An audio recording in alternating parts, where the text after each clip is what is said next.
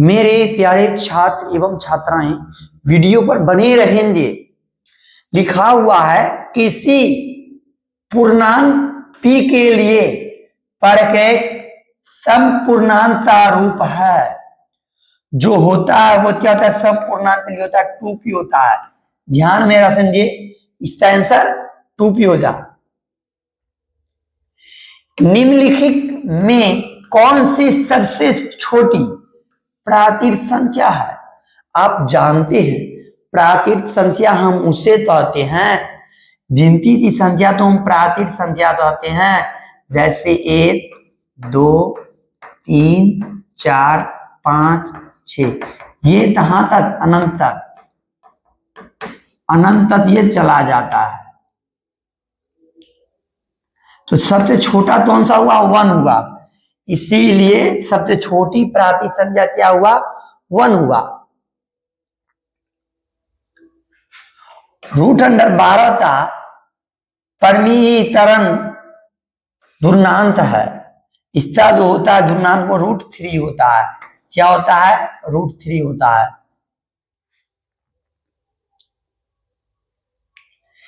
130 बराबर 15 दूनी 8 जोड़ 10। अब 15 बराबर 5 दूनी 3 जोड़ 0 था, 900 हो जा। आप जानते हैं जब हम 130 था, जब हम 900 निकालते हैं तो ये आता है गुणनखंड करने पर। 15 का जब हम करते हैं 3 से 5 हुआ, दोनों में क्या मिल रहा है? 5।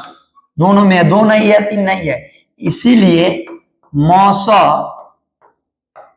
बराबर क्या हुआ? 5। 5 है ऑप्शन नंबर बी हमारा ये सही जवाब। यूक्लिड विभाजन एल्गोरिदम दो धनात्मक पूर्णांकों के लिए निम्नलिखित में किसे परिचालित करने का तकनीक है? इसका हो जाए आंसर 900। किसे है? 900। क्या होगा मेरे प्यारे छात्र? 900 हो जा। 15 तथा 60 का 900 होता है। आप जानते हैं जब हम 45 तथा 60 का 900 हम 2 से लगाएंगे तो 30 हुआ, फिर 2 से लगाए 15 हुआ, 3 से लगाए तो 5 हुआ, और फिर यहाँ पर 45 है। 45 में जब हम 3 से लगाएंगे तो 15 हुआ, 3 से लगाए तो 5 हुआ। इसमें 5 मिल रहा है, ये 3 मिल रहा है, 2 तो मिल नहीं रहा है, मतलब ये तो 3 मिल रहा है और ये तो 5, मतलब 5 क्या है? 15। इसका 900 क्या हो जाए? 15। ऑप्शन डी हमारा सही जवाब है।